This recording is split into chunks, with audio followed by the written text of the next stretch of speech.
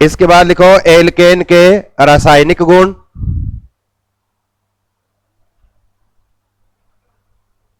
Chemical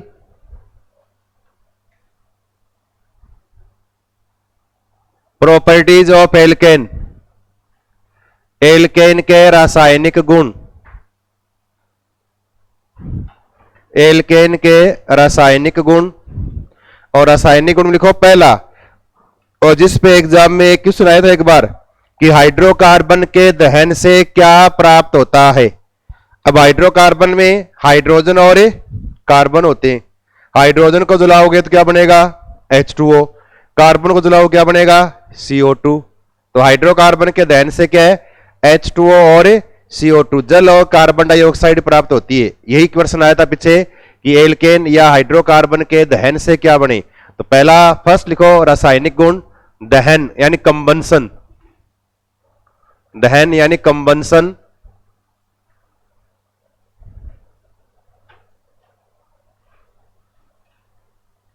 combustion दहन, और दहन का मतलब क्या होता है, जलाना। और अगर एल्केन को वायु यानी ऑक्सीजन की उपस्थिति में जलाया जाए। अब एल्केन का फॉर्मूला क्या है, यानी एल्केन के दहन की सामान्य अभिक्रिया आपको आनी चाहिए। फिर चाहे कोई भी एल्केन लिखा हुआ आ जाए, उसके लिए आप इजीली उसकी संतुलित रासायनिक समीकरण आराम से लिख सकते हो। कैसे, एल्केन का सामान्य फॉर्मूला क्या है, CnH2n+2, ये एल्केन है। अगर इसका दहन करवाएं यानी ऑक्सीजन के साथ क्रिया करवाएं O2 के साथ, अब कितने O2 काम में आएंगे तब ध्यान रखना, यहां 3n+1/2 इतने O2 की क्रिया करवाए, और इससे क्या बनेगा, n संख्या में बढ़ेगा CO2 और n+1 संख्या में क्या बनेगा, H2O का निर्माण होगा। जैसे अगर मैं यूं कह दूं, इसकी जगह कह दिया कि CH4 है। अब CH4 का मतलब क्या है, कितने कार्बन हो गए, एक। n का मान कितना है, 1 हो गया ना, 1 होते ही ये 2 गुणा 1, 1 प्लस ये 2 प्लस 2 यानी 4, प्लस n का मान कितना है, 1, 3 गुणा 1 3 प्लस 1 4/2 2। इसका मतलब यहां क्या आएगा, 2O2। n संख्या में CO2, n क्या, 1 तो बनेगा CO2। n+1, 1 + 1 यानी 2 क्या बनेंगे, इसकी समीकरण अपने आप समीकरण बन गई ये। अब यहां पर आप चाहें C2H6 लिख लो ऐसे। अब आपको ऐसे करने की जरूरत नहीं, कार्बन कितने कितने जोड़ने की, ये समीकरण याद है। और अधिकतर कई बार एग्जाम में ये लिखी हुई आती है, कार्बन का अगर दहन करवाएं एल्केन का तब क्या बनता है, CO2 और H2O। अब ये अगर ये एल्केन है, कार्बन कितने हैं, 2, n का मान 2 है, तो यहां O2। अब कितने O2 करें, n का मान 2, 3 दूनी 6 और 1 7/2, 7/2। इससे क्या बनेगा, n कितने हैं, 2 तो क्या बन गया, CO2, 2 और 1 3 क्या बन गए, H2O। इसकी समीकरण होगी ऐसे, इस तरह से। तो अगर एल्केन का दहन करवाएं, कब दहन भी 2 प्रकार का होता है, ध्यान रखना।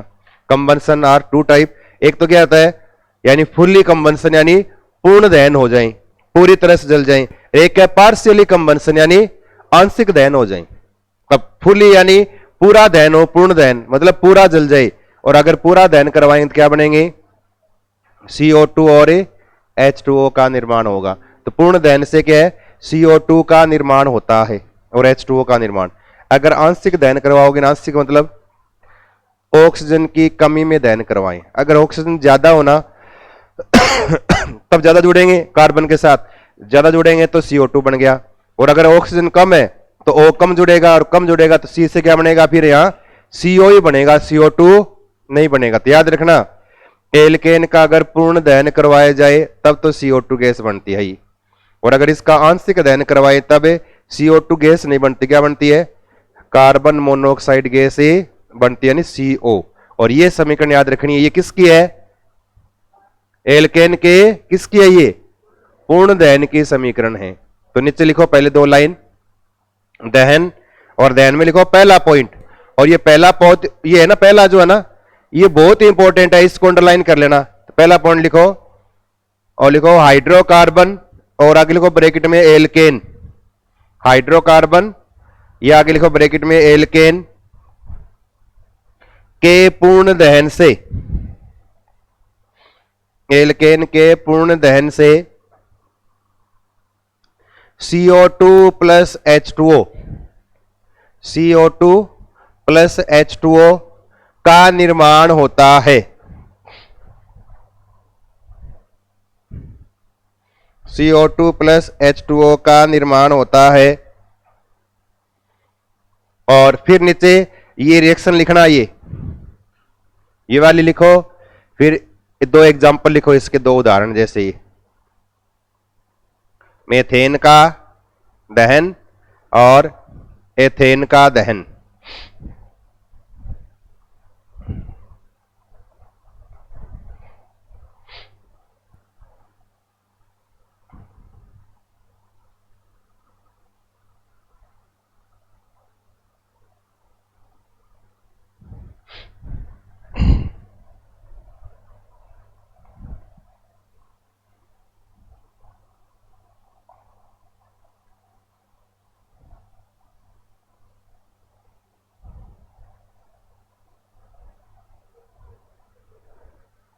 लिख लिया?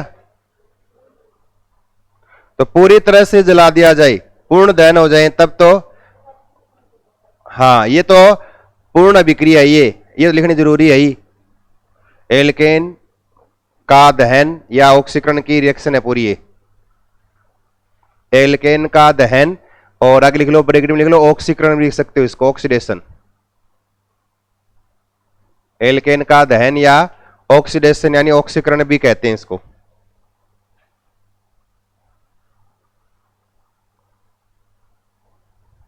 लिख लिया?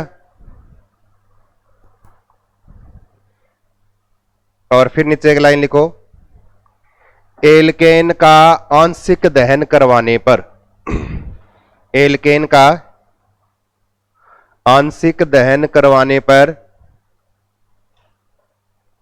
आंशिक दहन करवाने पर कार्बन मोनोऑक्साइड, कार्बन मोनोऑक्साइड व कार्बन ब्लैक, वह कार्बन ब्लैक का निर्माण होता है।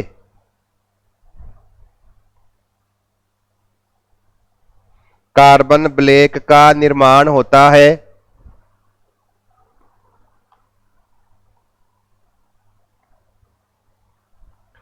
इस कार्बन ब्लैक का उपयोग,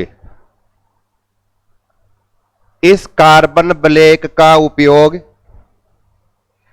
पेंट, इस कार्बन ब्लैक का उपयोग पेंट, स्याही, पॉलिश बनाने में किया जाता है। स्याही, पेंट, पॉलिश आदि बनाने में किया जाता है।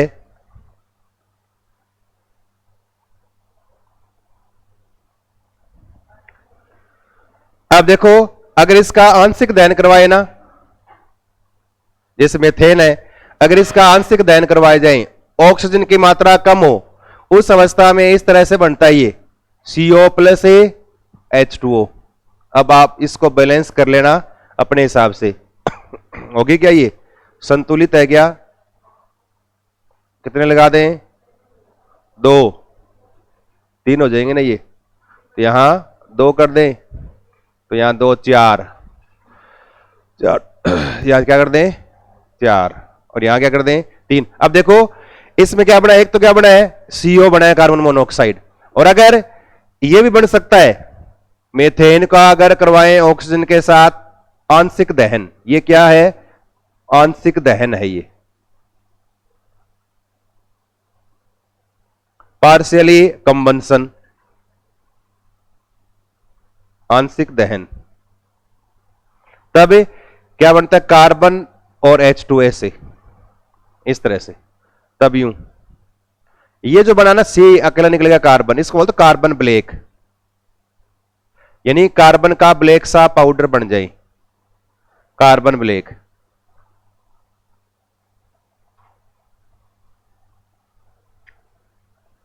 कार्बन ब्लैक का निर्माण हो जाएंगे।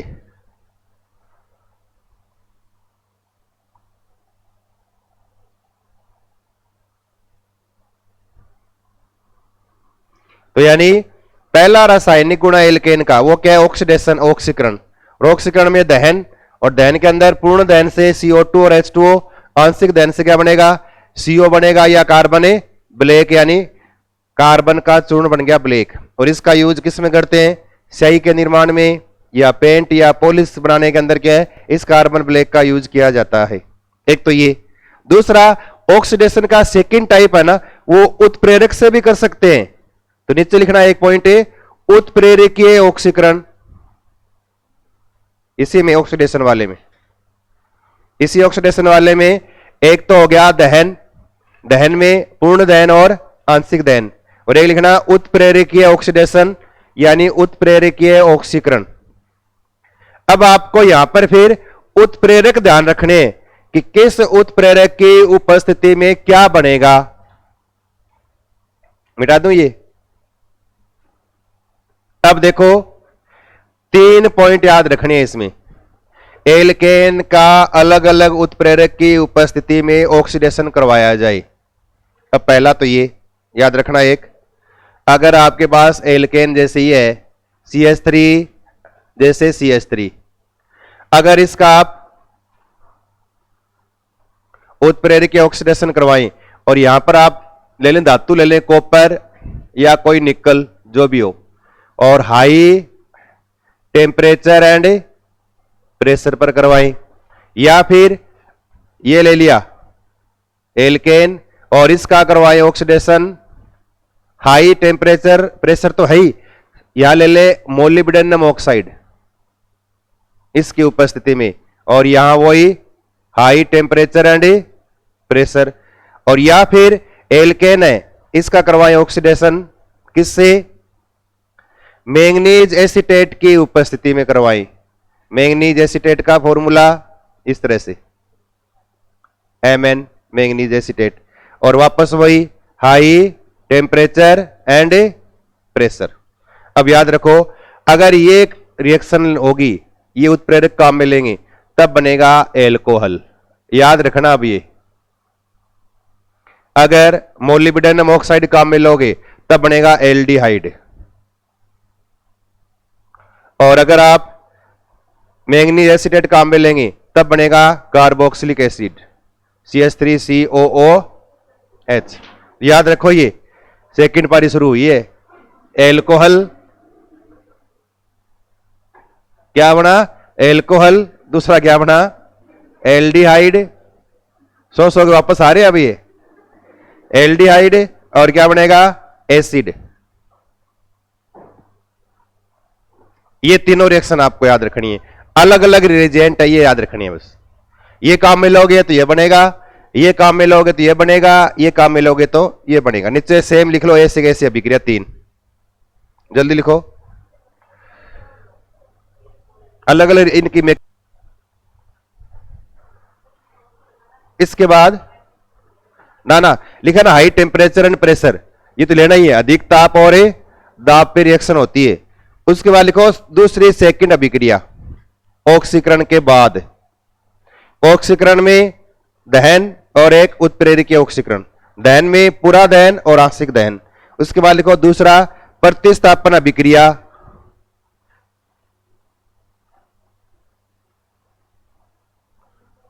सब्स्टिट्यूशन रिएक्शन, प्रतिस्थापन अभिक्रिया। अब देखो इस अभिक्रिया में पहला सबसे मोस्ट इंपॉर्टेंट प्रश्न इसी रिएक्शन का, और वो क्या है? प्रश्न क्या आता है? एल्केन का मुख्य अभिलाक्षणिक अभिक्रिया कौन सी होती है? एल्केन की मुख्य अभिलाक्षणिक अभिक्रिया कौन सी है? मतलब एल्केन मुख्य रूप से कौन सी अभिक्रिया को दर्शाता है? तब क्या याद रखना है? कौन सी दर्शाएगा? प्रतिस्थापन। एल्केन की मुख्य अभिक्रिया प्रतिस्थापन अभिक्रिया। हर यौगिक यानी हर ग्रुप की एक नई मेन रिएक्शन होती है, जिससे जो कंपाउंड हुए अधिकतर वही रिएक्शन दर्शाते हैं। जैसे एल्केन है, एल्केन में प्रतिस्थापन अभिक्रियाएं होती है। एल्कीन और एल्काइन आएगी, वहां पर लिखेंगे हम इलेक्ट्रॉन्स नहीं योगात्मक अभिक्रियाएं होती है। एल्कीन व एल्काइन की मुख्य अभिक्रिया कौन सी होती है? इलेक्ट्रॉन स्नेही योगात्मक अभिक्रिया होती है। और एल्केन में प्रतिस्थापन अभिक्रिया। इसे आप पढ़ते हो बेंजीन में, बेंजीन की मुख्य अभिक्रिया कौन सी है? तो वहां पर इलेक्ट्रॉन स्नेही प्रतिस्थापन है। एल्केन की इलेक्ट्रॉन स्नेही योगात्मक और बेंजीन में इलेक्ट्रॉन स्नेही प्रतिस्थापन अभिक्रिया होती है। हर की अलग अलग एक ग्रुप की अभिक्रिया, मेन अभिक्रिया वही दर्शाते हैं वो। और वैसे एल्केन के अंदर मुख्य अभिक्रिया बाकी चल रही है, लेकिन मेन जो अभिक्रिया दर्शाएगा एल्केन, वो उसको बोलते हैं एल्केन की मुख्य अभिलाक्षणिक अभिक्रिया। मेन उसका कैरेक्टर क्या है? और वो कौन सा है? प्रतिस्थापन वाली अभिक्रिया। तो नीचे इसी में एक लाइन लिखो ये, और इस लाइन को अंडरलाइन करना और लिखो एल्केन की मुख्य अभिलाक्षणिक अभिक्रिया है। एल्केन की मुख्य अभिलाक्षणिक अभिक्रिया है मेन कैरेक्टराइज्ड रिएक्शन।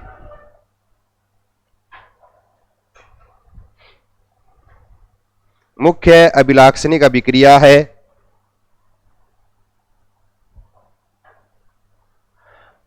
अब प्रतिस्थापन का मतलब एल्केन जो है ना, उस एल्केन में कार्बन पे क्या जुड़े हैं? हाइड्रोजन जुड़े हैं। अब उस हाइड्रोजन का वहां से प्रतिस्थापन, ये है ना एल्केन, इस तरह से इस पर क्या है? H जुड़े हुए यूं। तो इस हाइड्रोजन का यहां से क्या कर दें? हटा दें। इसकी जगह कोई दूसरा ग्रुप लाके जोड़ दें, और जो ग्रुप जुड़ेगा ना, उस प्रतिस्थापन अभिक्रिया का वही नाम हो जाएगा। प्रतिस्थापन अलग अलग प्रकार है।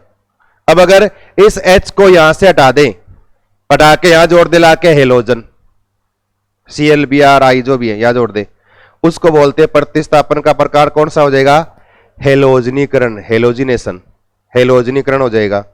अगर ये हटा दे, इसकी जगह कोई NO2 वाला ग्रुप जोड़ दे, इसको बोलते हैं नाइट्रेशन, यानी नाइट्रीकरण हो जाएगा। अगर यहां पर कोई CHO ग्रुप जोड़ दे, क्या कहलाएगा? फॉर्मिलीकरण कहलाएगा। अगर H हटा के यहां जोड़ दे COOH, क्या कहलाएगा? कार्बोक्सिलीकरण हो जाएगा। इस प्रकार से जो भी ग्रुप जुड़ेगा ना इस एल्केन में H को हटाकर, उस अभिक्रिया प्रतिस्थापन अभिक्रिया का क्या होगा? वही नाम। और आपको मेन फोकस जो करना है ना, लिखेंगे हम सभी, लेकिन हमें मेन जो याद करनी है वो कौन सी है? एल्केन की प्रतिस्थापन अभिक्रियाओं में हेलोजनीकरण आपको याद रखना है। हेलोजनीकरण में एल्केन पर H है, वो निकलेंगे बाहर। तो कौन सा H बाहर निकलेगा, कौन सा नहीं निकलेगा? हेलोजन जुड़ेगा तो कौन सा जुड़ेगा, कौन सा नहीं जुड़ेगा? हेलोजन जुड़ेगा, उसके बाद एल्किल हैलाइड बनेंगे। एल्किल हैलाइड में कैसे क्रियाशीलता कर्म वगैरह होगा, सारे इसमें बहुत सारे क्या है, बिल्कुल मतलब बिल्कुल बारीक बारीक क्या बनेंगे, इसमें क्वेश्चन बनेंगे। और वो क्वेश्चन आपको इस हेलोजनीकरण में याद करने हैं। और अधिकतर एग्जाम में प्रतिस्थापन में हेलोजनीकरण में से क्वेश्चन आते हैं एग्जाम में। बाकी तो आप रिएक्शन लिख देंगे, H हटाया NO2 जोड़ दिया, लिख दिया नाइट्रीकरण। सल्फ्यूरिकरण SO3H जोड़ दिया, सल्फ्यूरिकरण हो गया, है ना। नाइट फॉर्मुलीकरण CHO जोड़ दिया, फॉर्मुलीकरण। इस तरह लिखते जाएंगे। लेकिन हेलोजनीकरण जो है ना, उसको हमको ढंग से थोड़ा पढ़ना है इसको। तो इसमें लिखो, फर्स्ट लिखो पहला हेडिंग, प्रतिस्थापन में लिखो पहला हेडिंग लिखो, यानी सेकंड अभिक्रिया है प्रतिस्थापन। और प्रतिस्थापन में लिखो पहला प्रकार, लिखो हेलोजनीकरण।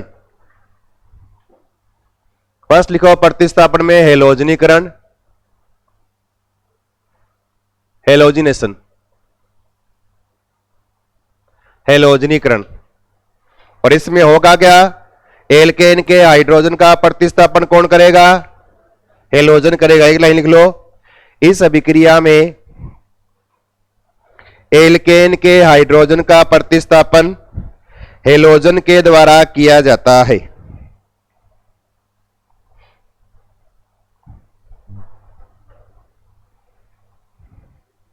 हेलोजन के द्वारा किया जाता है। एल्केन में हाइड्रोजन का प्रतिस्थापन हेलोजन के द्वारा किया जाता है।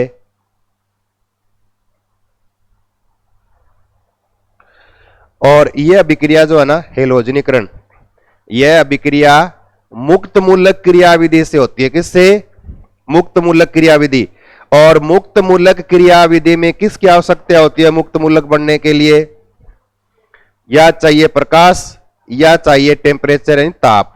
तो यह अभिक्रिया प्रकाश की उपस्थिति में या उच्च ताप देने पर यह अभिक्रिया संपन्न होती है। तो एक लाइन और लिखो, यह अभिक्रिया प्रकाश या उच्च ताप की उपस्थिति में संपन्न होती है। यह अभिक्रिया उच्च ताप या प्रकाश की उपस्थिति में संपन्न होती है।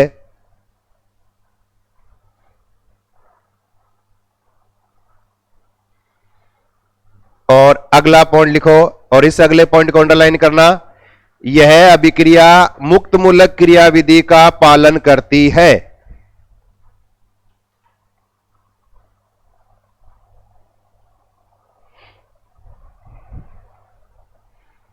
मुक्त मूलक क्रियाविधि का पालन करती है, यानी ये रिएक्शन क्या है, फ्री रेडिकल के माध्यम से होगी। और आपको पता है फ्री रेडिकल बनने के लिए क्या चाहिए, या तो लाइट चाहिए जिससे क्या हो, दो कार्बन के बीच या हेलोजन के बीच, हेलोजन के दो परमाणुओं के बीच सहसंयोजक बंध का क्या हो, समांगी विखंडन हो। क्या हो, होमोलाइटिक, यानी फिजन यानी समांगी विखंडन हो। एक इलेक्ट्रॉन ये ले गया, एक इधर वाला ले गया, तो क्या बनेंगे, मुक्त मूलक का निर्माण हो जाएगा। अब देखो एल्केन में से हाइड्रोजन हटेगा, वहां जुड़ेगा हेलोजन। अब एल्केन में भी हाइड्रोजन भी अलग अलग प्रकार के थे, कौन कौन से, 1 degree hydrogen, 2 degree hydrogen, 3 degree hydrogen. अब अगर किसी एल्केन में तीनों हाइड्रोजन हो और आपको H निकालकर वहां पर जोड़ना है Cl, तो आप कौन सा हाइड्रोजन हटाएंगे वहां से। तब याद रखना उस अवस्था में एल्केन में हाइड्रोजन के प्रतिस्थापन का क्रम रहेगा, सबसे पहले हटेगा 3 डिग्री, उसके बाद हटेगा 2 डिग्री, उसके बाद हटेगा 1 डिग्री, यानी हाइड्रोजन के प्रतिस्थापन का क्रम क्या रहेगा, 3, 2 और 1 डिग्री होता है। नीचे अलग से लिखो और इसको अंडरलाइन करना इस पॉइंट को, और इसमें लिखो हेलोजन के द्वारा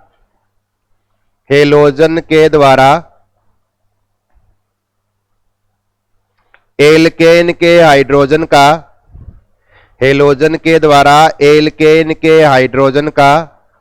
प्रतिस्थापन का क्रम, एल्केन के हाइड्रोजन का प्रतिस्थापन का क्रम। फिर लिखो नीचे चाहिए 3 डिग्री, 2 डिग्री, 1 डिग्री, 3, 2, 1, प्रतिस्थापन का क्रम 3 डिग्री, 2 डिग्री, 1 डिग्री। और अगर ये कह दे हेलोजन जो है ना आपके पास F2 है ना, Cl2 है, कह दे कि Br2 है, कह दे I2 है। अब कह दे इन हेलोजन में क्रियाशीलता का क्रम बताओ, तो सबसे अधिक क्रियाशील कौन सा होता है, फ्लोरीन उससे कम, क्लोरीन उससे कम, ब्रोमीन उससे कम, आयोडीन होता है। एक पॉइंट ये लिखो, हेलोजन की क्रियाशीलता का क्रम, हेलोजन की क्रियाशीलता का क्रम। हाँ, रिएक्टिविटी ऑर्डर ऑफ हेलोजन। और लिखना नहीं चाहिए सबसे अधिक क्रियाशील F2, उससे कम Cl2, उससे कम Br2, उससे कम I2। और फ्लोरीन तो इतना क्रियाशील है कि इसको प्रकाश की आवश्यकता ही नहीं है, ये अंधेरे के अंदर भी विस्फोट के साथ अभिक्रिया करता है। क्लोरीन है ना, ये थोड़ा कम क्रियाशील है, इसलिए प्रकाश की आवश्यकता है, लेकिन साथ में क्या है, इसमें ethyl tetra ethyl lead TEL, tetra ethyl lead, मतलब इस तरह से इसका यूज किया जाता है इस अभिक्रिया के दौरान। किसमें, जब Cl2 काम में लेते हो। Br2 और कम क्रियाशील है, I2 जो है ना ये सबसे कम क्रियाशील है, और इसके द्वारा तो यूं कहते हैं कि हेलोजनीकरण हो ही नहीं पाता, क्योंकि जब मुक्त मूलक क्रियाविधि होगी ना, उस क्रियाविधि में बीच में श्रृंखला संचरण पद में एक पद ऐसा होता है जिसमें आयोडीन के लिए क्या है, उष्माशोषी प्रक्रम हो जाता है वो, और इतनी ऊर्जा मिल नहीं पाती तो वो पद आगे नहीं बढ़ता, तो अभिक्रिया पूरी नहीं हो पाती। अभी लिखा देंगे इसका आयोडीन का, तो ये आयोडीन सबसे कम क्रियाशील है, सबसे अधिक कौन सा है, फ्लोरीन। नीचे लिखना F2, नीचे लिखना F2 अंधेरे में भी, F2 अंधेरे में भी विस्फोट के साथ क्रिया करता है।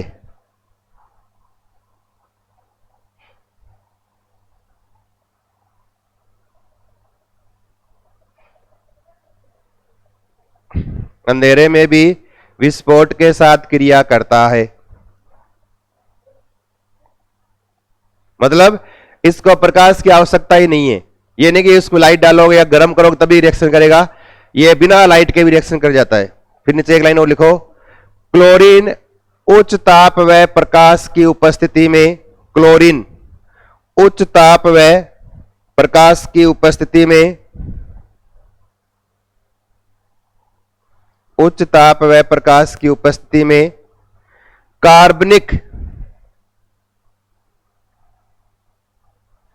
कार्बनिक मुक्त मूलक या कार्बनिक प्रोक्साइड लिख लो, प्रोक्साइड, कार्बनिक प्रोक्साइड, क्या लिखा है कि उपस्थिति में कार्बनिक प्रोक्साइड जैसे टेट्राएथिल लेड की उपस्थिति में प्रतिस्थापन अभिक्रिया दर्शाता है।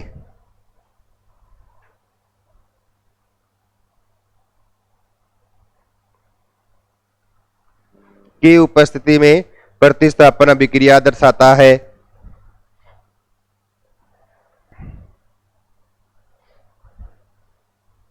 और फिर एक पॉइंट इसका लिखना आयोडीन का, और लिखो I2 में, I2 में श्रृंखला संचरण पद में, I2 में श्रृंखला संचरण पद में सक्रियण ऊर्जा का मान अधिक हो जाने के कारण, एक्टिवेशन एनर्जी, सक्रियण ऊर्जा का मान अधिक हो जाने के कारण श्रृंखला संचरण पद, चेन प्रोपेगेशन स्टेप, श्रृंखला संचरण पद में एक्टिवेशन एनर्जी यानी सक्रियण ऊर्जा का मान अधिक हो जाने के कारण यह उष्माशोषी पद हो जाता है, यानी एंडोथर्मिक स्टेप बन जाएगा, ये उष्माशोषी पद हो जाता है। इसीलिए प्रबल ऑक्सीकारक,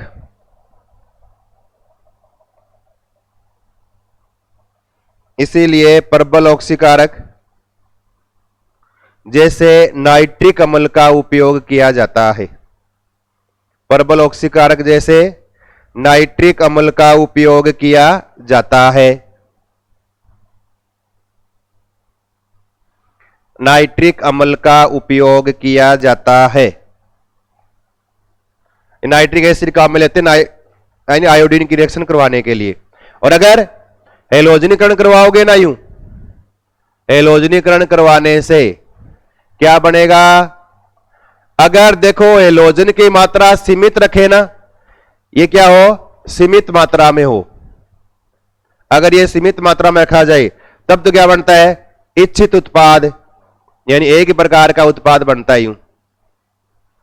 और अगर हेलोजन की मात्रा को सीमित न रखा जाए, जैसे Cl2 ले लिया, एक्सिस में ले लिया, आधिक्य में, ये एक्सिस में, तो क्या करेगा, ये आगे रिएक्शन करता चला जाएगा यूं, CH3 Cl, फिर दोबारा Cl2 रिएक्शन करेगा, CH2 Cl2, फिर दोबारा रिएक्शन करेगा तो CH Cl3, फिर दोबारा रिएक्शन करेगा, क्या बन गया, CaCl4। इस तरह से HCl बाहर निकालता चला जाएगा यूं। अब देखो एक तो क्या बन गया, क्लोरोफॉर्म। लास्ट वाले का नाम क्या है,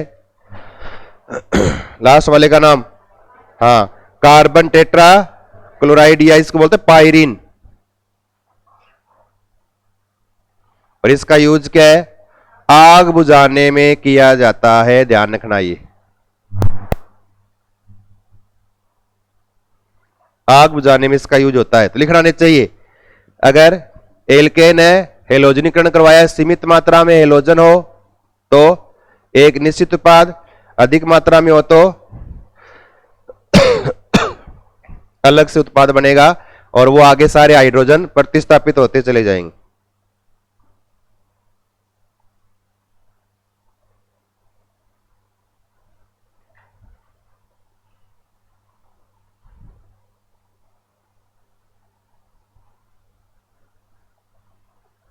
जल्दी लिखो,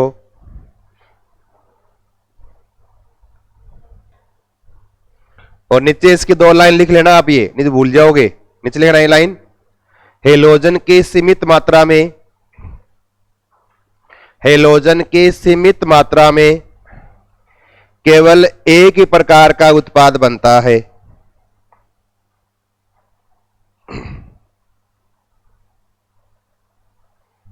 एक ही प्रकार का उत्पाद बनता है, लेकिन हेलोजन को आधिक्य में ले लिया जाए, हेलोजन को आधिक्य में ले लिया जाए तो उत्पाद मिश्रण के रूप में प्राप्त होता है।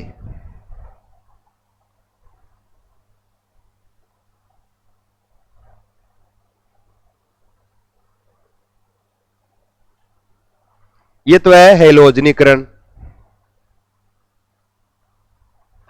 तो हेलोजनीकरण में याद क्या रखना है, मुक्त मूलक क्रियाविधि से होता है और मैंने प्रकाश या साथ में उच्च ताप की उपस्थिति में होगा।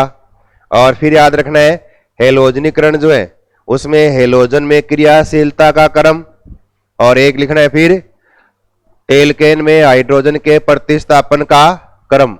अब देखो पीछे एक प्रश्न आया था ये, और क्वेश्चन लिखना नहीं चाहिए। CH3 CH CH3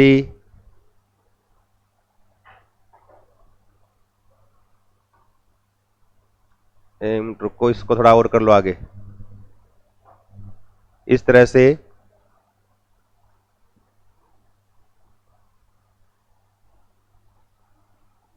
CH3 और लिख दिया के हेलोजनीकरण से, के हेलोजनीकरण से कितने हेलो समावी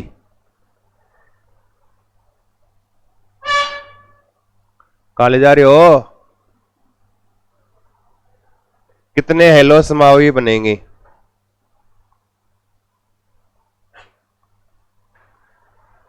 कितने हेलो समावी बनेंगे अगर इसका हेलोजनीकरण करवाएं तो Cl जुड़ने के बाद कितने इसके समावी बन सकते हैं। आप Cl जोड़ के देखो, अब देखो वे हटेंगे हाइड्रोजन,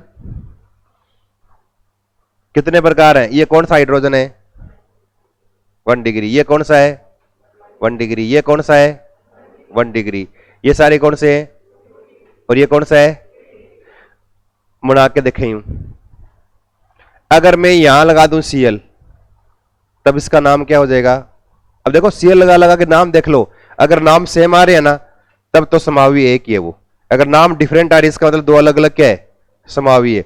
अब देखो यहां Cl लगा दिया, इसका नाम 1 2 3 4 5 5 पे क्लोरो, ये 1 क्लोरो, 5 पे मेथिल और पेंटेन, याद रखना ये एक तो ये।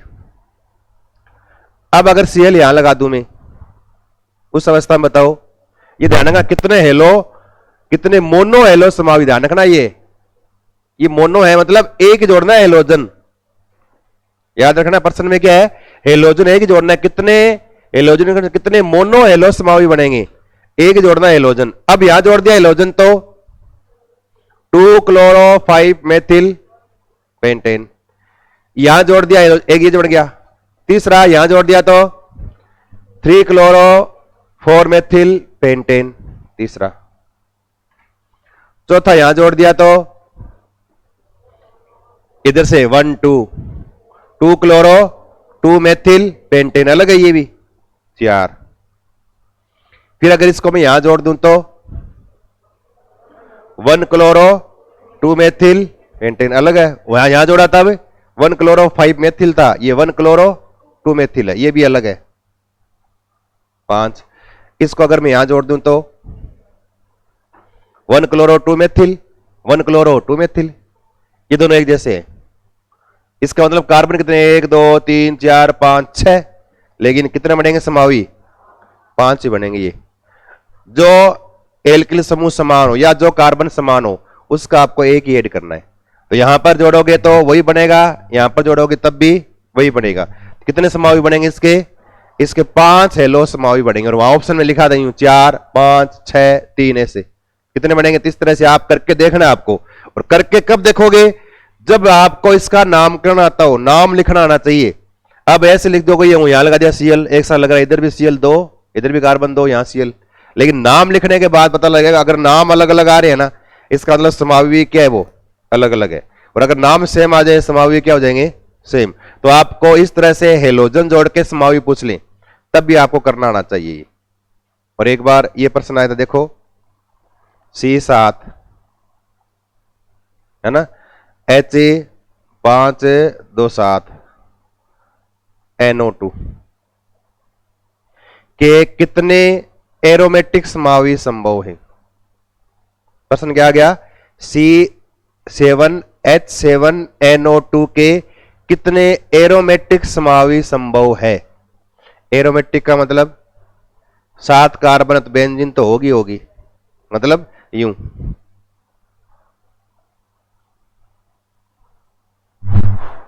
इस तरह से है ना, एक कार्बन और है, ये 6 कार्बन हुए, एक और है यूं 7, H कितने हैं 7 है ना, तो यहां डबल डबल डबल, यहां कितने H हो गए, कितने हो गए 5H, और यहां कितने लगाएं 2। अब अगर मैं 3 लगा दूं तो कितने हो गए 8, एक निकाल दूं तो अब कितने हो गए 7, यहां 4 ये 3 ये 7, एक क्या है NO2, इस तरह से। अब एक तो समावी ये बन गया, एरोमेटिक ये, एक तो ये बन गया, ये कौन सा है ऑर्थो नाइट्रो टोलुइन है ना, या ऑर्थो नाइट्रो मेथिल बेंजीन। दूसरा लगा दें यहां, क्या बन जाएगा मेटा नाइट्रो टोलुइन। तीसरा लगा दें यहां पेरा नाइट्रो टोलुइन। 3 तो ये बन गए। द्विवी प्रतिस्थापी बेंजीन में 3 ही समावी संभव होते हैं, ऑर्थो मेटा और एकल प्रतिस्थापी बेंजीन कितने समावी बनते हैं, एकल प्रतिस्थापी बेंजीन में कितने समावी बनेंगे। एकल मतलब बेंजीन पर एक ही ग्रुप लगा है, एक ही बनेगा, उसे को कहीं लगा दो चाहिए वैसा ही रहेगा वो। एकल प्रतिस्थापी का एक ही समावी होता है। द्विवी प्रतिस्थापी के कितने बनेंगे, ऑर्थो मेटा और पेरा 3 बन सकते हैं। अब और बन सकता है इसमें 3 तो बना दिए, एक ये बन सकता है, ये है ना 5 और 2 7 और NO2 है, 5 2 7 NO2, इसका नाम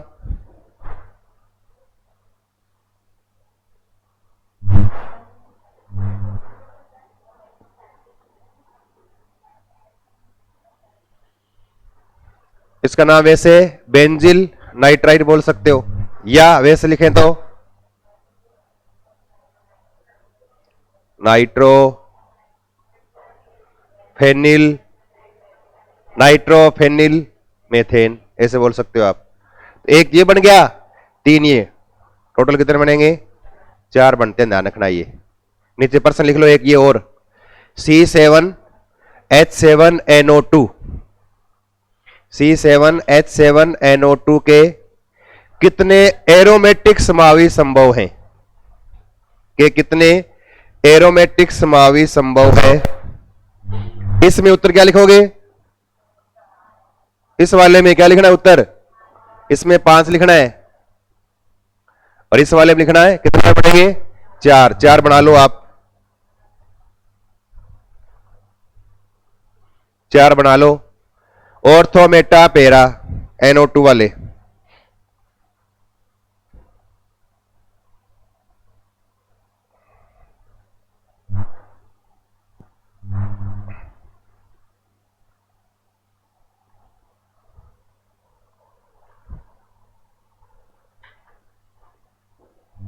इसके बन जाएंगे 3 तो, ऑर्थो मेटा और पेरा 3 तो ये और एक ये 4, टोटल बन जाएंगे इसके 4 समावी। और क्या पूछा था, एरोमेटिक समूह पूछा था ये, यानी बेंजीन वलय बनाकर, नहीं तो फिर आप ये लंबी श्रृंखला बना के छोड़ दोगे। मिटा दो ये तो है हेलोजनीकरण। उसके बाद अगला पॉइंट लिखो नाइट्रीकरण, यानी प्रतिस्थापन अभिक्रिया में लिखो दूसरा प्रकार नाइट्रीकरण। नाइट्रीकरण, नाइट्रीकरण का मतलब, नाइट्रीकरण का मतलब क्या है, नाइट्रो समूह यानी NO2 समूह का जुड़ना। लिख लो एक लाइन, एल्केन में हाइड्रोजन का प्रतिस्थापन, एल्केन में हाइड्रोजन का प्रतिस्थापन NO2 समूह से करवा दिया जाए।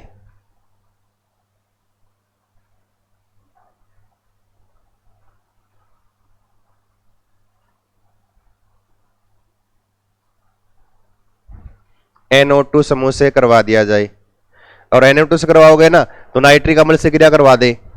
अब बताओ, जितने प्रकार के हाइड्रोजन होंगे ना उतने प्रकार के उत्पाद बनते हैं।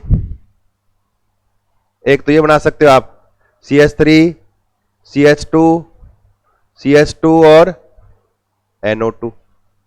एक आप इसमें ये बना सकते हो CH3, CH, NO2 और यहां पर क्या है CH3। इस तरह से इसका नाम नाइट्रो प्रोपेन। सेकंड वाले का नाम 2 नाइट्रो प्रोपेन।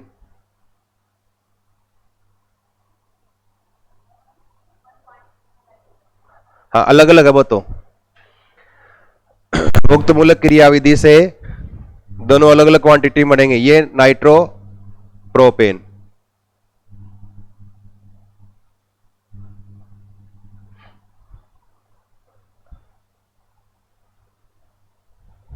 और अगर यही नाइट्रीकरण, इसके लिए अधिक ताप की आवश्यकता होती है, गर्म का निशान लगाना यूं, और अगर यही नाइट्रीकरण बहुत अधिक ताप पे किया जाए, लगभग क्या हो 450 डिग्री सेंटीग्रेड ताप पर दिया जाए, लाइट के क्या हो गया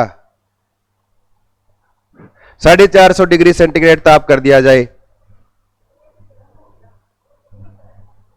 450 डिग्री सेंटीग्रेड कर दिया जाए, तब इसमें कार्बन कार्बन के बीच के जो बॉन्ड है ना वो टूटने स्टार्ट हो जाएंगे, और इसको बोलते हैं वेपर फेज नाइट्रेशन। क्या बोलेंगे इसको, वेपर फेज नाइट्रेशन।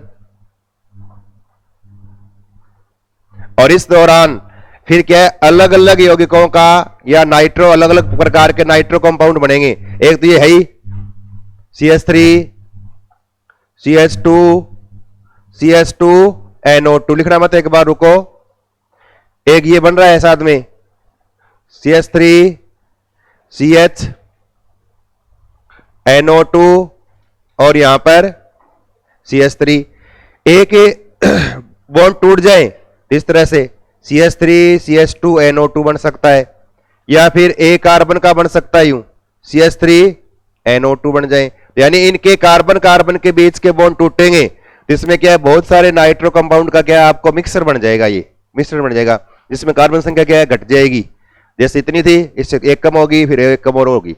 इस तरह से अधिक ताप पर कार्बन कार्बन के बीच के बॉन्ड को तोड़ना और नाइट्रेशन क्रिया में इसको क्या बोलते हैं, वेपर फेज नाइट्रेशन कहते हैं। नीचे एक लाइन लिखो पहले इसके बारे में, और लिखो यदि नाइट्रीकरण क्रिया, यदि नाइट्रीकरण क्रिया अधिक ताप, और आगे लिखो ब्रैकेट में 450 डिग्री सेंटीग्रेड, 450 डिग्री सेंटीग्रेड पर करवाई जाए, पर करवाई जाए तो इसे फिर लिखना ये वेपर फेज नाइट्रेशन कहते हैं। तो इसे वेपर फेज नाइट्रेशन कहते हैं, वेपर फेज नाइट्रेशन कहते हैं, जिसके दौरान कार्बन कार्बन के मध्य के बंध टूट जाते हैं, जिसके दौरान कार्बन कार्बन के मध्य के बंध टूट जाते हैं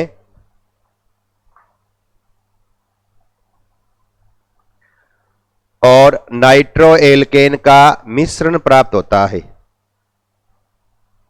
नाइट्रो एल्केन का मिश्रण प्राप्त होता है। नाइट्रो एल्केन का मिश्रण प्राप्त होता है।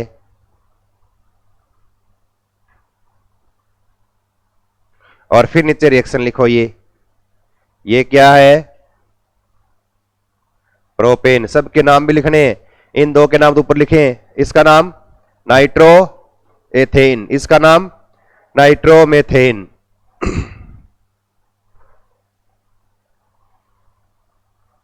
तो ये तो नाइट्रीकरण।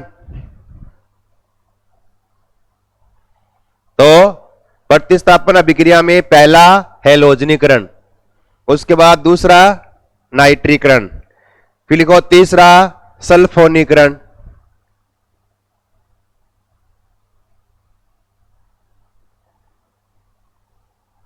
तीसरा सल्फोनीकरण।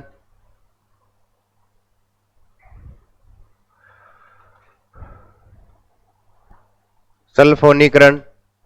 और सल्फोनीकरण का मतलब एल्केन के हाइड्रोजन का प्रतिस्थापन किससे हो जाए? सल्फोनिक समूह SO3H के द्वारा कर दिया जाए और H2SO4 से रिएक्शन करवा दे। तो एक लाइन लिख लो। ये एल्केन के हाइड्रोजन का प्रतिस्थापन सल्फोनिक समूह से करवा दिया जाए SO3H।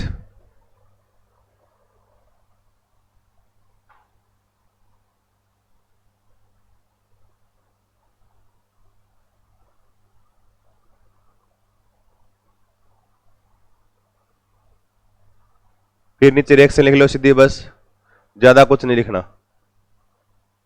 और इन दोनों के नाम भी लिखने हैं आपको। नाम बताओ।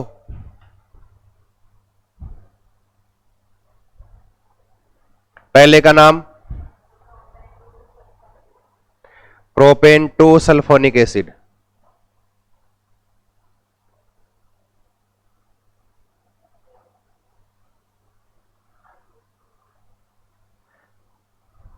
और इसका नाम propane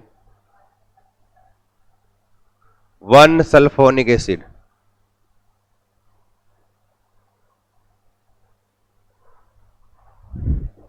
propane 1 sulphonic acid, propane 2 sulphonic acid.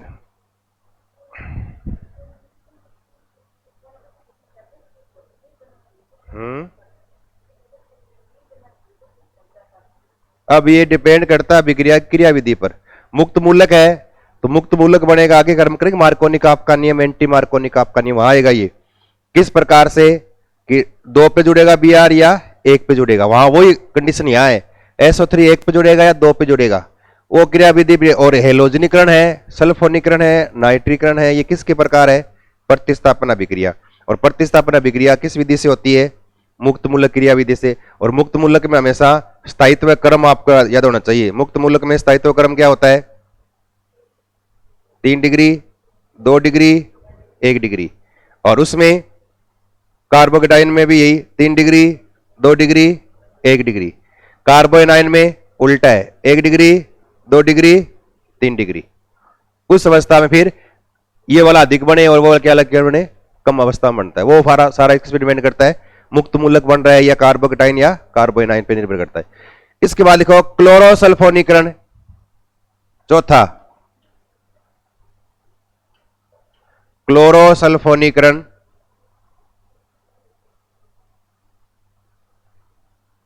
क्लोरोसल्फोनीकरण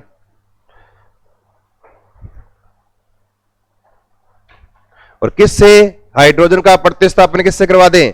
sulphuryl chloride से।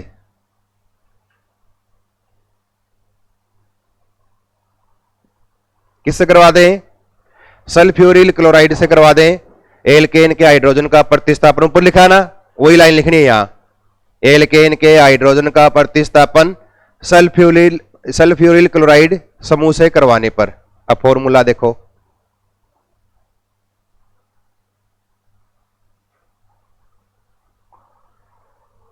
SO2Cl2। अगर ये आ जाए तो ये क्या है, ये SOCl2 क्या होता है, डार्जन अभिक्रिया में काम में लेते हैं इसको, क्या नाम है, थायोनील क्लोराइड। इसका नाम क्या है, थायोनील क्लोराइड है। ये तो है थायोनील क्लोराइड।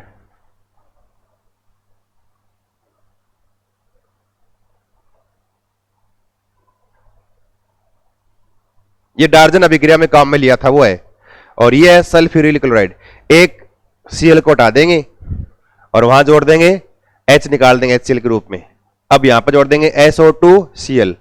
SO2Cl रिएक्शन लिख लो सेम इसी तरह से। यहां लिख देंगे SO2Cl2 लिख के फिर SO2Cl, एक Cl हटा देंगे, वो यहां जोड़ देंगे। सल्फ्यूरिल समूह SO2Cl ये जोड़ना है। जहां SO3H जुड़ा है वहां जोड़ दो, रिएक्शन पूरी कर लो।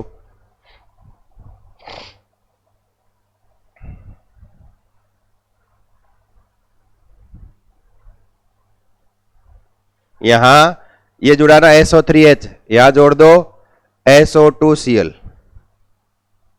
यहां SO2Cl।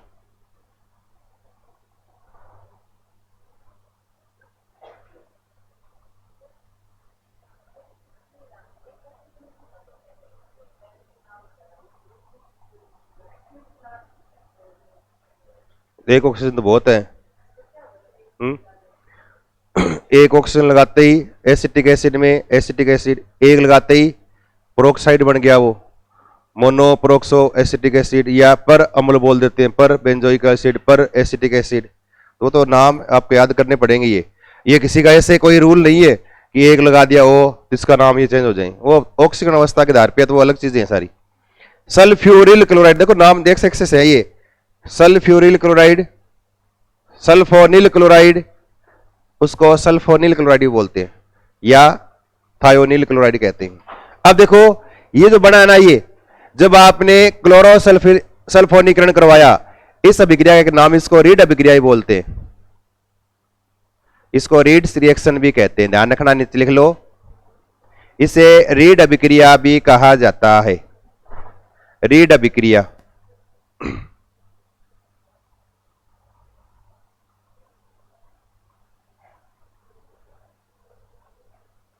ये तो है प्रतिस्थापन के प्रकार हो गए, ध्यान रखना। तो सब्स्टिट्यूशन रिएक्शन में हेलोजनीकरण, मेन हेलोजनीकरण ही है ज्यादा, बस और कोई नहीं पूछते। हेलोजनीकरण याद रखो, बाकी नाइट्रीकरण है, सल्फोनीकरण है, ज्यादा एग्जाम में पूछते नहीं है। ये थोड़ा याद रखो रीड अभिक्रिया का, ये थोड़ा सा याद रखना है आपको, ठीक है ना। और इसके बाद लिखो तीसरी अभिक्रिया। पहले क्या थे, ऑक्सीडेशन, दूसरे कौन से थे, प्रतिस्थापन अभिक्रिया, है ना, ये तो लिखा ना। और थर्ड लिखो आइसोमेराइजेशन, समावीकरण, समावीकरण।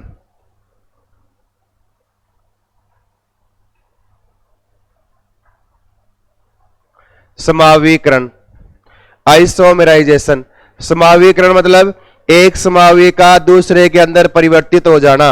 और यहां पर आपको रिएजेंट याद रखना, बस ये लिखा हुआ आ जाए ना, AlCl3 या AlBr3 लिखा हुआ आ जाए, ये रिएजेंट याद रखना है। इसकी उपस्थिति में एल्केन का समावीकरण हो जाता है।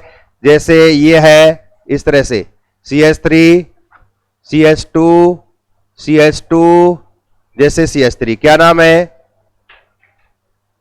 क्या नाम है, ब्यूटेन।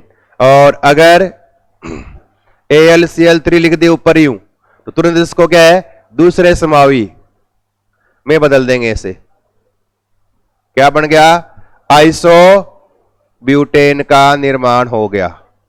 और ये लिख लो मेन, इसको अंडरलाइन कर लो, अभिकर्मक के रूप में AlCl3 व AlBr3 का यूज करते हैं, लिख लो अभिकर्मक। और फिर नीचे रिएक्शन लिख लो, एक समावी का दूसरे समावी में परिवर्तन, एक आइसोमर है उसका दूसरे आइसोमर में परिवर्तन।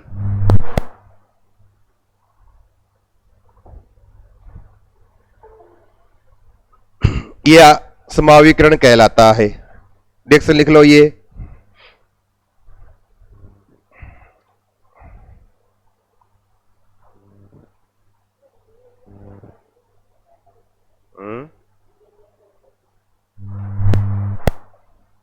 रिएजेंट के अंदर कैसे जाते हैं, जैसे बोलते हैं ना खनिज और ओर्स में क्या अंतर है, मिनरल्स। ओर्स मतलब खनिज का भाग है, तो सभी खनिज ओर्स होते हैं, ये सभी ओर्स खनिज होते हैं, लेकिन सभी खनिज ओर से नहीं हो सकते, वो एक सिस्टम है। अभिकर्मक मतलब रिएजेंट यानी उसका ग्रुप, उस ग्रुप में कोई कैटलिस्ट भी हो सकता है, अभिकर्मक के रूप में काम कर सकता है। लिख लिया। इसके बाद लिखो अगला एक क्रैकिंग या पायरोलिसिस, भंजन।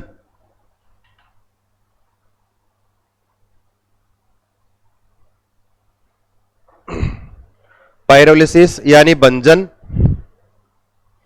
भंजन का मतलब तोड़ना। कभी तो खतरनाक तरीका मंजबिन तो बोलते रहे ऐसे, मतलब लड़ाई करना, मारना, कूटना, वही क्रिया भंजन वाली। यानी एल्केन को तोड़ दें, और अगर एल्केन को बहुत अधिक ताप पे गर्म करोगे ना, बड़े एल्केन है ना, जैसे ब्यूटेन है, तो वो क्या है, छोटे एल्केन के अंदर क्या हो जाएगा, टूट जाएगा। एल्केन से हो सकता है एल्कीन बन जाए। तो एल्केन, बड़े एल्केन को गर्म करने पर उसका छोटे एल्केन या एल्कीन में बदल जाने की क्रिया, उसको क्या बोलते हैं, भंजन। और इस क्रिया में ध्यान रखना, ईंधन की गुणवत्ता बढ़ जाती है। अगर बड़ा एल्केन है, उसको अगर आप छोटे एल्केन में तोड़ दोगे ना, तो ईंधन पहले की तुलना में क्या है, उसकी कैपेसिटी बढ़ जाएगी, ईंधन के जलने की क्षमता भी क्या हो जाएगी, बढ़ जाएगी। कि जैसे आपके पास मान लो ये जैसे हेक्सेन होता, और हेक्सेन का उपयोग आप ईंधन के रूप में जल्दी से कर नहीं सकते, अगर उसको तोड़ के आपने प्रोपेन, ब्यूटेन, आइसोब्यूटेन में चेंज कर लिया, क्या बन गई, उससे एलपीजी बन गई। उसका यूज आप ईंधन के रूप में कर सकते हो। यानी ईंधन की गुणवत्ता बढ़ाने के लिए इस रिएक्शन को काम में लेते हैं। ये पॉइंट याद रखना है बस आपको। इसमें एक लाइन लिख लो और लिखो अधिक ताप पर अधिक ताप पर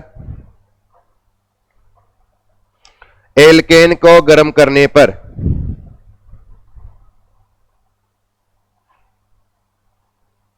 एल्केन को गर्म करने पर कार्बन कार्बन के मध्य का बंध टूट जाता है।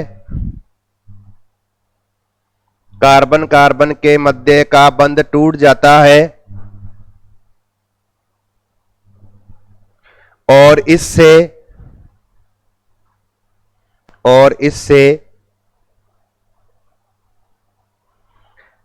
छोटे एल्केन, एल्कीन व हाइड्रोजन, छोटे एल्केन, एल्कीन व हाइड्रोजन का मिश्रण प्राप्त होता है। छोटे एल्केन, एल्कीन, एल्काइन भी लिखना हाथ में, एल्काइन भी, छोटे एल्केन, एल्कीन व एल्काइन व हाइड्रोजन का मिश्रण प्राप्त होता है। इस क्रिया से ईंधन की गुणवत्ता बढ़ जाती है।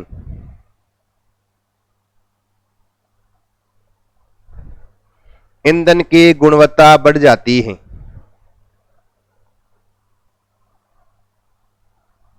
अतः इस अभिक्रिया का उपयोग ईंधन की गुणवत्ता बढ़ाने के लिए किया जाता है। ईंधन की गुणवत्ता बढ़ाने के लिए किया जाता है। जैसे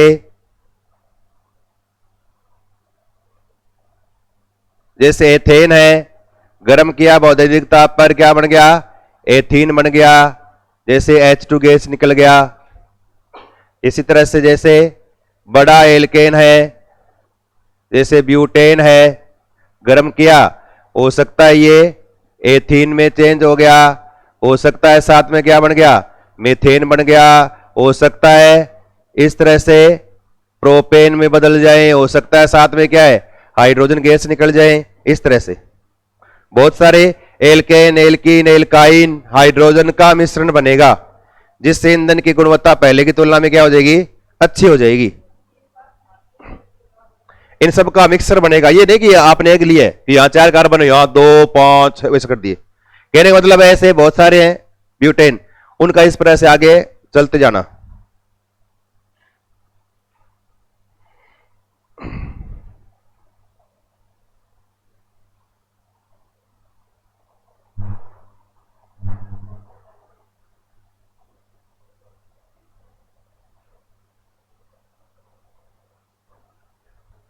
थोड़ा सा बचा बस एल्केन, उसके बाद एल्किन करते छोड़ देंगे। बस थोड़ा सा अरे बस आपको थोड़ा सा पिंच कर दो, उसके बाद उखड़ जाओ, बोलना ही नहीं चाहिए, बस लगे रहो। एक बार रुको रुको, हुआ नहीं 12 घंटा, अब 4 घंटे बाकी पड़े। अब देखो इसमें क्या है, सबका मिक्सर बनाइए और इससे ईंधन की गुणवत्ता बढ़ जाएगी। एक और लिखो एरोमेटिकरण, अगली रिएक्शन एरोमेटाइजेशन। एरोमेटिकरण, एरोमेटिकरण, एरोमेटिकरण। और एरोमेटिकरण का मतलब एल्केन का किस में परिवर्तन हो जाए, एरोमेटिक यौगिक में परिवर्तन हो जाए, इसको बोलते हैं एरोमेटिकरण।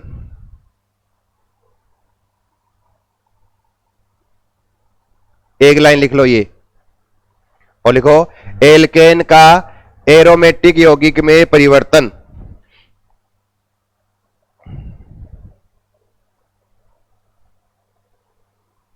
एरोमेटिक यौगिक में परिवर्तन। अब देखो यहां पर रिएजेंट क्या काम में लेंगे। अब देखो इसमें एग्जाम में क्वेश्चन कैसे आते हैं। अभिकर्मक में ये याद रखना है, क्रोमियम का ऑक्साइड या मैंगनीज का ऑक्साइड या वेनेडियम का ऑक्साइड, इनके साथ लिखा हुआ मिलेगा एल्यूमिना, ऐसे Al2O3, Al2O3, Al2O3, ऐसे एल्यूमिना लिखा हुआ मिलेगा। या तो ये आ जाए लिखा हुआ, या फिर ये आ जाए लिखा हुआ, या फिर ये लिखा हुआ आ जाए। और क्या लिख देंगे ऐसे, ये देखना CH3, कहते 4 घंटा से देख रही हैं यहां, ऐसे है चल रहा है ना। अब मेरे से नहीं लिखा जा रहा, टू कैसे लिखते हैं, हाँ ये क्या है, क्या बोलते हैं इसको, एन हेक्सेन। ये क्या है, याद रखना एल्केन में अगर लंबी श्रृंखला हो ना तो नामकरण में एन लगाते हैं, नॉर्मल लंबी श्रृंखला, तब एन हेक्सेन लिखते हैं, एन हेक्सेन। और अगर ये लिखा हुआ आ जाए ऊपर ना ऐसे कि Cr2O3 Al2O3, ऐसे प्लस लगा हुआ नहीं आ जाए, ऐसे डैश लगा हुआ आ जाए, एक ही बात है। गर्म करें उस अवस्था में ये चेंज किस में हो जाएगा, C6 से H6। अब कितने H बच गए, ये अभिकर्मक है, अभी लिखा देंगे, एक बार रुको, इनकी जगह यहां काम में लेना है। C6H6 कितने H बच गए, अरे वहां कितने H है, C6 से H14, यहां C6 से H6 कितने बच गए, 8 बच गए, नहीं बचे। तो इस क्रिया को हाइड्रोजनीकरण भी कहते हैं, हाइड्रोजन बाहर निकल जाते हैं और सारे पूरी वलय बन जाती है, यानी इसका साइक्लाइजेशन यानी चक्रीकरण हो जाता है। और यहां अभिकर्मक जो ऊपर लिखा हुआ आएगा स्थिर के ऊपर, वो इनमें से लिखा हुआ आएगा, ये रिएजेंट काम में लेने, ध्यान रखना है इस अभिक्रिया में। रिएजेंट ये काम में लेने हैं, ये लिख लो नीचे अलग से। एरोमेटिकरण में लिखा हुआ आएगा तो ये रिएजेंट काम में लिखे हुए आएंगे, अधिकतर ये लिखा हुआ था 90%, तो यही Cr2O3 Al2O3, Mn2O3 Al2O3, V2O3 Al2O3, ये लिखा हुआ आ जाए और यहां एल्केन लिखी हुआ आ जाए, तो उसको आपको चक्रीय रूप बनाना है, एरोमेटिक, इस तरह से। अब देखो पर्सन, हाँ लिख लो लिख लो, हैं इनके जगह ये काम में ले सकते हो, या फिर ये काम में ले सकते हो, या फिर ये काम में ले सकते हो। मतलब अभिकर्मक के रूप में उन तीनों में से कोई भी लिखा हुआ जाए, ये तीनों रिएजेंट है। क्रोमियम का ऑक्साइड आप ऐसे लिख सकते हो, क्रोमियम मैंगनीज व वेनेडियम के ऑक्साइड की उपस्थिति में एल्केन का चक्रीकरण करवाने पर एरोमेटिक यौगिक प्राप्त होते हैं। अब देखो नीचे एक लाइन लिखना आएगी, ये इसके बारे में लिखना एक लाइन और लिखो, यह अभिक्रिया में H बाहर निकल रहा है ना, क्या बोलेंगे इसको? डिहाइड्रोजनेशन यानी विहाइड्रोजनीकरण बोलेंगे। तो इसमें लिखो यह एक प्रकार की विहाइड्रोजनीकरण अभिक्रिया है। हाइड्रोजन का बाहर निकलना,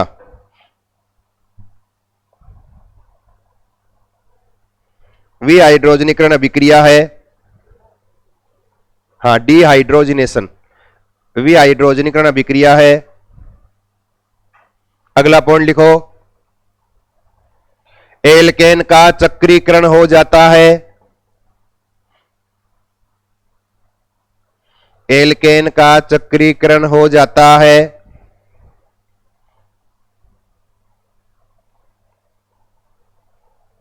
साइक्लाइजेशन, चक्रीकरण हो जाता है।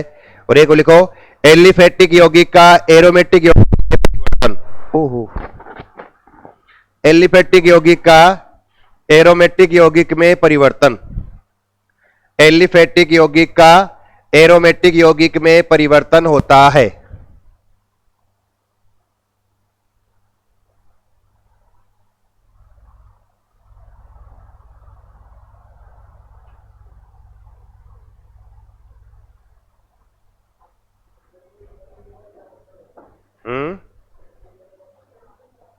क्या हो गया?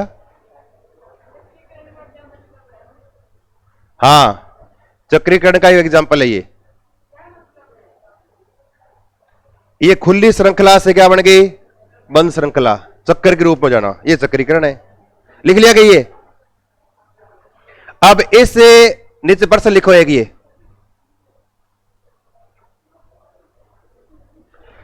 नीचे किसको लिखो? ए पहचानना, ए क्या बनेगा? Number 1 benzene, number 2 toluene, number 3 chlorobenzene, number 4 naphthalene.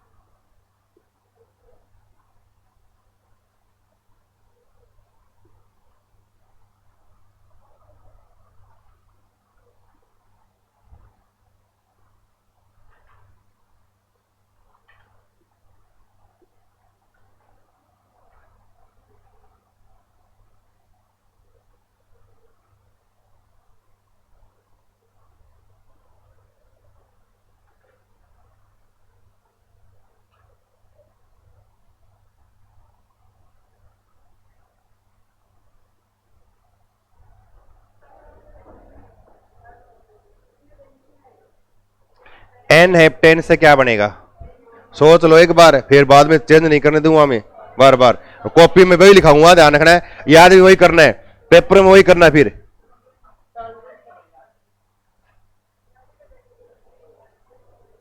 N heptane benzene तो 6 कार्बन से बनेगा। यहां कितने कार्बन है? 7, मतलब एक कार्बन बाहर रह गया। बेंजीन बनने के बाद एक कार्बन ऊपर, यानी CH3। इसका मतलब क्या बनेगा? टोलुइन बनेगा ये है। हाँ, कोई बात नहीं, यूं ही फ्रिक करे। देखो इसमें बताओ, ऑक्टेन मतलब, ऑक्टेन का मतलब है 8 कार्बन, 8 मतलब 6 तो ये बना दोगे आप। फिर 2 और बच गए, तो 2 हो सकते हैं, ऐसे हो 6 और 2 8 हो सकता है, कि ऐसा भी हो सकता है।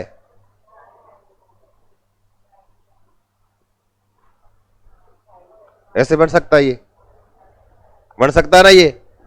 अब बताओ, 2CH3 हो तब क्या नाम होता है? जाइलिन होता है कि नहीं होता? तो जाइलिन कौन कौन से बनेंगे? ऑर्थो हो सकता है, मेटा हो सकता है और पैरा हो सकता है। इसमें ये भी होगा, ये भी होगा, 3 और 4, ये वाला। इस तरह से एरोमेटिकरण पे आपको क्वेश्चन करने आनी चाहिए, कर लोगे ना? ये यहां पे आपका एल्केन क्या हो गया? पूरा हो गया। ये किसके एल्केन को यूज उपयोग आपके लिखा दिया शुरू शुरू में, एल्केन के इंट्रोडक्शन में खाए ना, वो उपयोग वगैरह क्या काम में आता है कैसा सारा वही हो गया। बाकी को कोई यूज नहीं याद करने, ऐसे याद करने बैठ जाओ तो फिर ये एल्केन चलेगा। ठीक है, यहां पर आपका एल्केन पूरा हो गया। ये